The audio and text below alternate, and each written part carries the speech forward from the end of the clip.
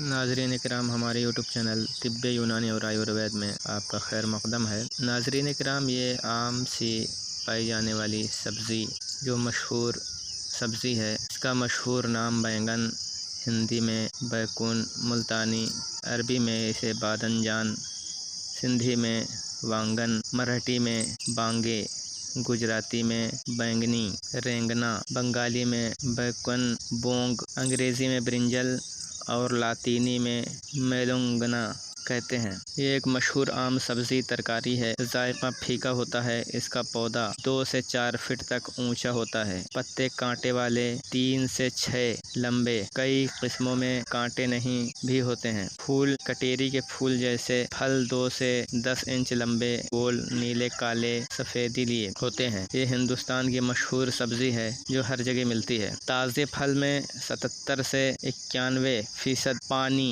معدنی اجزاء 5%، پروٹین 3%، وسا 3% اور کاربوہائیڈریٹ 4 سے 6%، کیلشیم 2%، فاسفورس 6%، لوہا 3%، 3 ملی گرام ہر 100 گرام میں، وٹامن اے 5% ہر 100 گرام میں، وٹامن بی 2%، کافی مقدار میں وٹامن سی 23 ملی گرام ہر 100 گرام میں پایا جاتا ہے۔ اس کے مزاج کی اگر بات کریں تو گرم خشک درجہ دوم میں، دوسرے درجے میں گرم و خشک ہے۔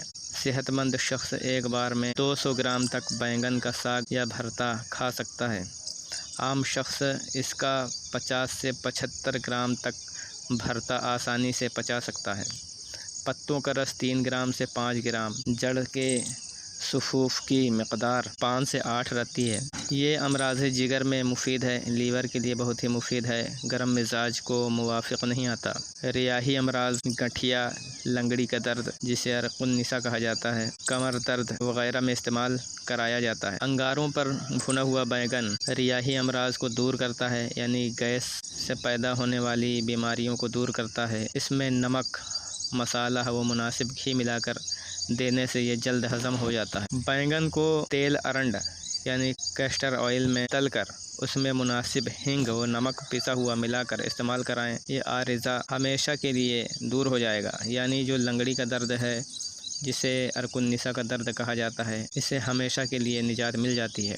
بیگن کو چھیل کر امبا ہلدی ملا کر چوٹ پر سینک کریں، بہت جلد آرام آ جائے گا۔ بار بار موسمی بخار کے حملے ہونے کی وجہ سے بڑھی ہوئی تلی کے لیے اگر مریض کچھ روز بیگن کا ساگ بنا کر کھایا کرے تو تلی پہلے کی طرح ٹھیک ہو جائے گی۔ اس کے علاوہ اس طرح کا ساگ بے قاعدگی ایام کے لیے بھی مفید ہے۔ جو پیریڈز عورتوں کی پیریڈز میں جو خرابی ہے اس میں بھی مفید ہے، اور جن عورتوں کو ایام مقررہ تاریخ کے بعد آتے ہیں ان کے لیے یہ ساگ بنا دوا علاج ہے۔ لیکن اس بات کا دھیان رکھا جائے کہ مریضہ کو قبض نہ ہونے دی جائے۔ سوجن کے لیے انتہائی مفید ہے یہ بیگن۔ درد کے ساتھ سوجن ہو جانے پر بیگن کو بھون کر پکا کر اس کی پلٹس بنا کر باندھتے ہیں۔ اس کے علاوہ دھتورے کے زہر کو بھی ختم کرتا ہے۔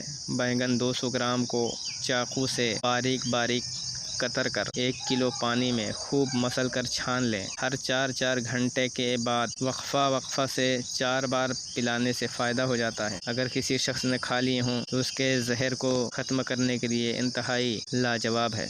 اس کے علاوہ خارش میں بھی بہت ہی فائدہ مند ہے۔ بیگن کے پتوں اور پھولوں کو کچل کر اس میں شکر ملا کر مالش یا لیپ کرنے سے اور تھوڑی دیر بعد نیم گرم پانی سے دھو دینے سے خارش کو آرام آ جاتا ہے۔ موسم سرما میں یعنی سردی کے موسم میں بیگن کا ساگ بنا کر مسالے کا یا بہت کم مسالے کا 10 یا 15 دن کھا لینے سے ایک بار جگر کی صفائی ہو جاتی ہے۔ اسی موسم میں بیگن زیادہ ہوتا ہے اور اسی موسم میں پت کا حملہ ہوتا ہے۔ بیگن کھانے سے پت کی بڑھوتری ہو کر آنتوں کی حالت ٹھیک ہو جاتی ہے۔ پاخانہ میں پت نکل جاتا ہے اور حملہ کرنے میں مددگار نہیں بنتا، اس لیے اس موسم میں اس کا استعمال خاص طور پر مفید ہے۔ بیگن کی دوسری فصل گرمی کے شروع میں ہوتی ہے۔ موسم گرما میں یہ زیادہ گرمی پیدا کرتا ہے۔ اس وقت کے بعد موسم بسنت ہونے سے یہ بلغم کی زیادتی کو دور کرتا ہے، اس لیے کم مقدار میں ساگ استعمال کرنے سے مفید ثابت ہوتا ہے۔ زیادہ مقدار میں گرمی پیدا کرنے والا اور دست لانے والا ہو جاتا ہے۔ بیگن کا رس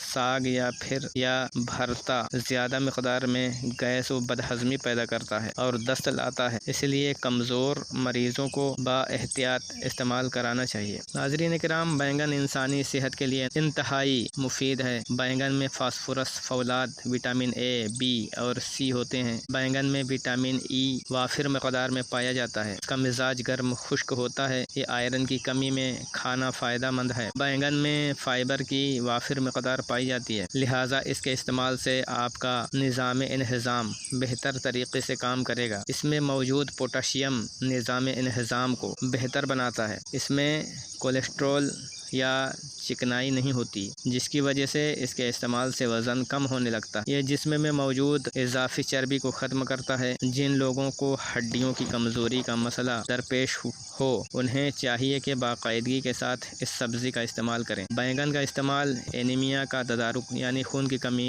को दूर करता है। दिल के अमराज में बैंगन का इस्तेमाल मुफीद होता है, खून को साफ़ करता है। दमे के मरीज़ों के लिए खाना मुफीद है। बैंगन खाना दिमाग के लिए फ़ायदेमंद है, जिगर को ताकत देता है और जिगर की बीमारियों को ख़त्म करता है। बैंगन का ज़्यादा इस्तेमाल मुज़िर सेहत है, मगर बलगमी मिजाज वालों के लिए ऐसा नहीं।